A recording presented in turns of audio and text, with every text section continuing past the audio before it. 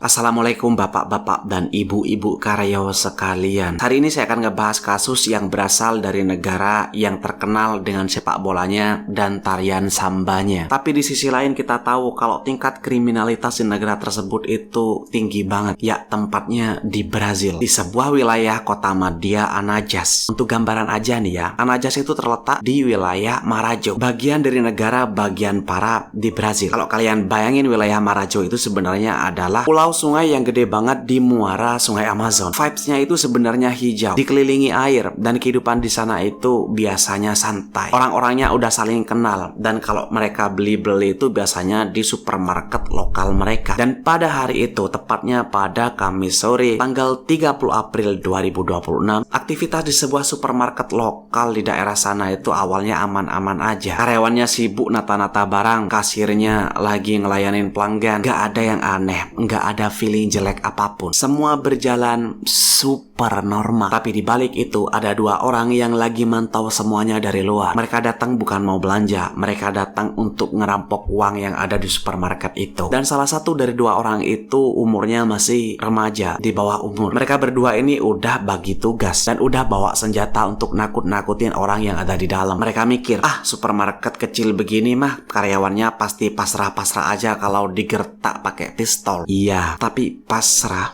nanti dulu. Dua perampok itu nggak tahu kalau sore itu akan jadi hari paling sial sepanjang hidup mereka. Gimana kronologi lengkapnya? Yuk bahas. Kita langsung masuk inti ceritanya. Saat itu jam 2:30 sore. Itu jam-jam rawan. Jamnya orang lagi ngantuk pas habis makan siang, atau pas lagi santai-santainya nungguin sore. Di saat kewaspadaan orang-orang lagi turun tuh, tiba-tiba dua orang langsung nerobos masuk ke dalam supermarket. Suasana yang tadinya santai langsung berubah mencekam. Salah satu dari mereka, si tersangka dewasa, langsung teriak-teriak minta semua orang diem dan jangan ada yang berani macem-macem. Nah, di momen-momen itu kamera CCTV ngerekam seluruh kejadian. Pas masuk nih, aksi mereka ini bisa dibilang nekat dan agresif. Mereka nggak cuma nodongin senjata untuk minta uang di kasir, tapi mereka juga langsung menyandera beberapa karyawan yang posisinya itu lagi ada di dekat pintu depan. Awalnya para karyawan yang disandra itu nggak bisa berkutik. Mereka disuruh jongkok untuk ngumpul di satu titik biar nggak bisa kabur atau nyari bantuan. Dua perampok itu ngerasa udah di atas angin. Mereka pikir skenario mereka akan berjalan mulus kayak di film-film action. Nah, setelah ngerasa situasi di bagian depan aman karena para sandera udah takut ya kan, kedua perampok itu mulai ngelancarin strategi pembagian tugas yang udah mereka rencanain sebelumnya. Si perampok dewasa langsung jalan menuju ke arah meja kasir. Target dia jelas, pengen nguras seluruh uang di laci kasir. Sementara itu, rekannya yang masih remaja ditugasin untuk masuk lebih dalam ke bagian belakang supermarket. Tujuannya apa? Kemungkinan besar dia mau ngecek apakah ada brankas utama atau mau mastiin gak ada karyawan lain di bagian gudang yang bisa kabur lewat pintu belakang buat manggil polisi. Jadi mereka pengen benar-benar menguasai seluruh area supermarket itu tanpa celah. Dia gak sadar kalau di bagian belakang supermarket itu atmosfernya udah beda. Di sana gak cuma ada tumpukan kardus barang, tapi ada para pekerja yang lagi megang alat kerja mereka. Alat kerja yang kalau salah ditempatkan bisa berubah jadi senjata yang sangat mematikan. Dan disinilah titik balik dari seluruh cerita ini akhirnya dimulai. Perampok remaja itu jalan ke area belakang dengan asumsi semua orang di dalam toko itu udah ngerasa ketakutan. Tapi dia lupa satu hal. Orang kalau lagi nyari nafkah terus diganggu, kadang-kadang rasa takutnya itu bisa hilang dan berubah jadi kekuatan yang enggak masuk akal. Di bagian belakang supermarket ada seorang karyawan yang lagi beraktivitas kayak biasa. Kita sebut aja dia ini Pak Karyo. Pas Pak Karyo tahu ada perampok masuk dan bahkan teman-teman kerjanya di depan itu disandra, si Pak Karyo ini nggak mau ngalah. Otak dia langsung muter cepat. Dia ngelihat ke sekeliling dan matanya tertuju ke sebuah alat kerja, yaitu sebilah parang yang ukurannya panjang dan pastinya tajam. Di daerah kayak Marajo, parang itu emang alat kerja yang umum dipakai untuk berbagai keperluan, mirip-mirip kayak golok kalau di tempat kita. Nah, pas si perampok dewasa mau ngambil uang di kasir tuh, dari belakang Pak Karyo lari, mendatangi dan menebas parang itu tepat ke tangan kanan perampok yang lagi ngambil uang di kasir. Tebasan Pak Karyo itu akurat banget. Perampok langsung kesakitan dan kabur keluar. Cairan merah berceceran di lantai. Setelah itu ya, Pak Karyo menutup gerbang supermarket bareng beberapa rekannya yang lain. Tujuannya apa? Ingat nggak kalian kalau masih ada satu perampok yang masuk ke dalam untuk ngecek brankas? Nah, itu dia. Mereka pengen menyandera balik si perampok. Kalau satu perampok kena, perampok satunya tinggal dijemput polisi aja kan. Pas perampok yang masih muda lagi di belakang, dia dengar suara pagar toko ditutup. Perampok itu pastinya bingung. Pagar pintu ditutup itu nggak ada direncana. Tiba-tiba dia punya feeling buruk. Dia mastiin lari keluar. Pas sampai di depan kasir, ternyata situasi di depan udah berbalik 180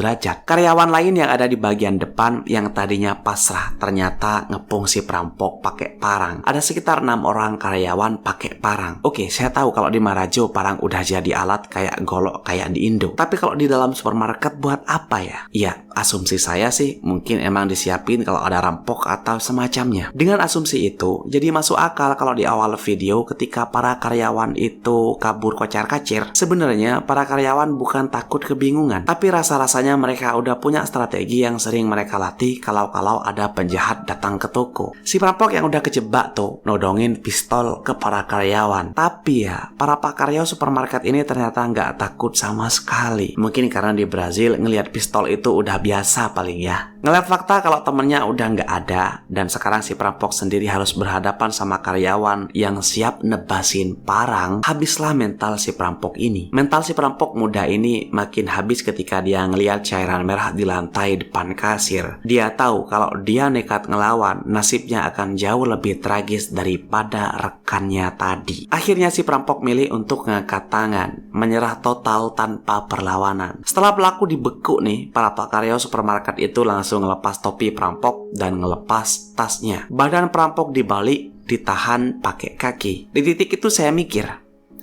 mau diapain ya? Masa mau dihabisin ala Pak Karyo kartel kan? Karyawan itu terus nahan si perampok di lantai tanpa diikat. Gak lama setelah itu akhirnya pagar dibuka dan polisi datang langsung ngamanin si pelaku. Oh, jadi mereka ini udah ngubungin polisi dan mungkin aja jarak kantor polisinya itu dekat karena bahkan pelakunya nggak diikat.